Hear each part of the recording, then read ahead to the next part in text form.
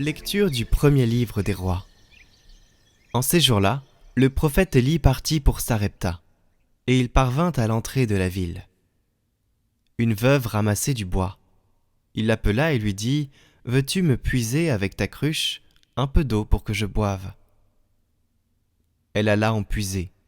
Il lui dit encore « Apporte-moi aussi un morceau de pain. » Elle répondit « Je le jure par la vie du Seigneur ton Dieu, je n'ai pas de pain.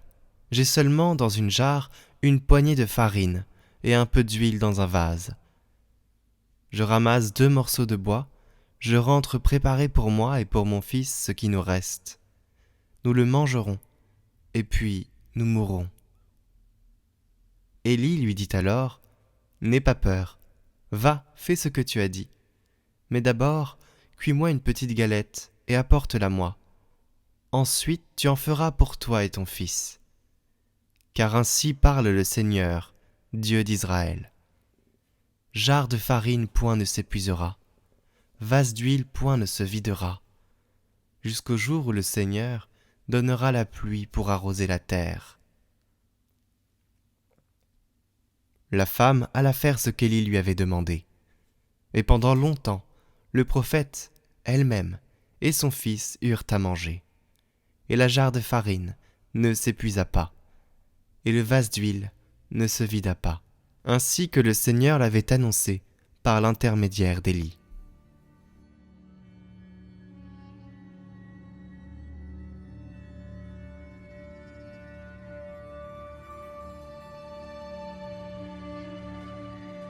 Chante, ô mon âme, la louange du Seigneur.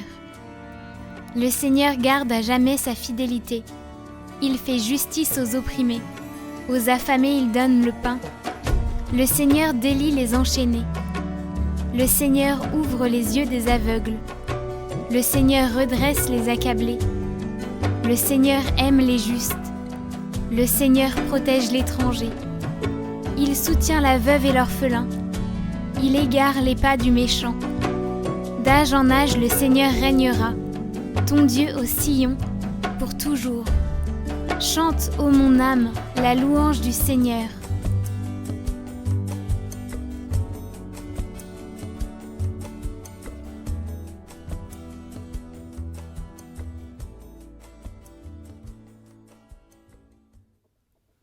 Lecture de la lettre aux Hébreux.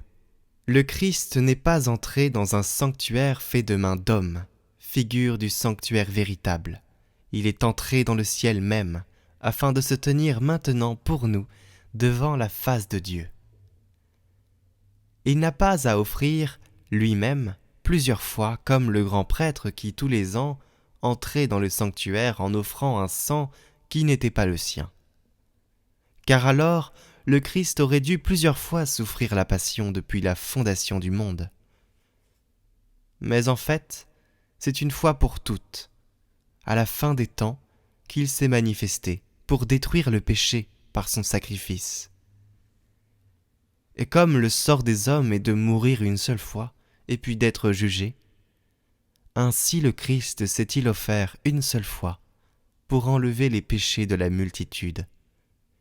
Il apparaîtra une seconde fois, non plus à cause du péché, mais pour le salut de ceux qui l'attendent.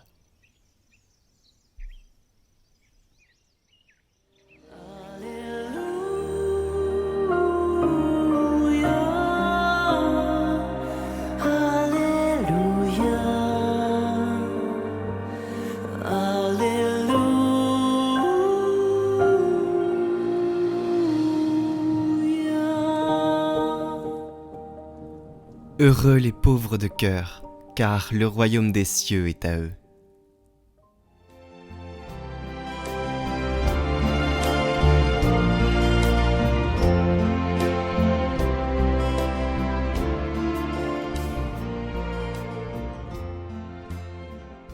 Évangile de Jésus-Christ selon saint Marc. En ce temps-là, dans son enseignement, Jésus disait aux foules « Méfiez-vous des scribes, qui tiennent à se promener en vêtements d'apparat, et qui aiment les salutations sur les places publiques, les sièges d'honneur dans les synagogues, et les places d'honneur dans les dîners. Ils dévorent les biens des veuves. et pour l'apparence, ils font de longues prières. Ils seront d'autant plus sévèrement jugés. Jésus s'était assis dans le temple en face de la salle du trésor et regardait comment la foule y mettait de l'argent. Beaucoup de riches y mettaient de grosses sommes. Une pauvre veuve s'avança et mit 2 petites pièces de monnaie. Jésus appela ses disciples et leur déclara : « Amen, je vous le dis, cette pauvre veuve a mis dans le trésor plus que tous les autres. Car tous, ils ont pris sur leur superflu. Mais elle a pris sur son indigence. Elle a mis tout ce qu'elle possédait, tout ce qu'elle avait pour vivre. »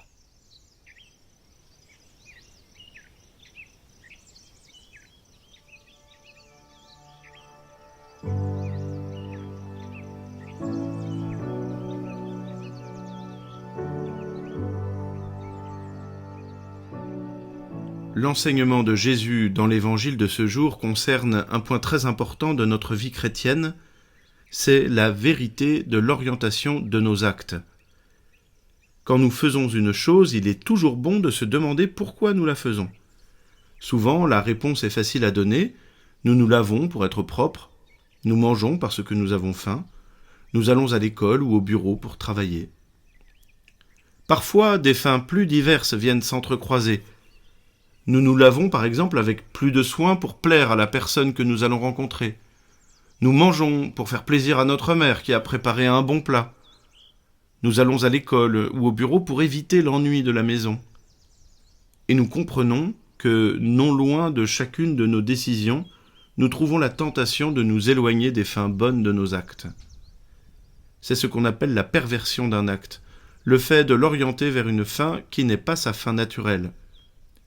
Le contraire de la perversion, c'est la conversion, quand on revient au bien et au vrai. Ainsi en est-il des scribes que dénonce Jésus dans l'évangile de ce dimanche. Au lieu de vivre pour un simple et bel amour de Dieu, ils cherchent l'apparence. Ils sont devenus mondains.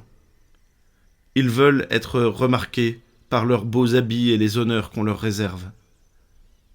L'exemple de la pauvre veuve et de ses 2 petites pièces de monnaie est alors éloquent. Personne ne la regarde, personne ne la remarque. Donc on est sûr qu'elle a fait ce don seulement pour l'amour de Dieu. Nos actions ne sont que rarement vraiment pures, et nous pouvons nous poser souvent la question, le soir, pendant notre examen de conscience, ai-je vraiment fait ceci ou cela pour une bonne raison ? Finalement, une bonne raison rejoint toujours l'amour de Dieu et de son prochain comme soi-même. C'est pour nous un critère pour agir bien, pour être heureux et pour vivre déjà dans le royaume de Dieu. Que la bénédiction de Dieu Tout-Puissant, Père, Fils et Saint-Esprit descende sur vous tous et y demeure à jamais. Prions pour toutes les intentions déposées en commentaire cette semaine. Notre Père, qui es aux cieux, que ton nom soit sanctifié, que ton règne vienne, que ta volonté soit faite sur la terre comme au ciel. Donne-nous aujourd'hui notre pain de ce jour. Pardonne-nous nos offenses, comme nous pardonnons aussi à ceux qui nous ont offensés. Et ne nous laisse pas entrer en tentation, mais délivre-nous du mal. Amen.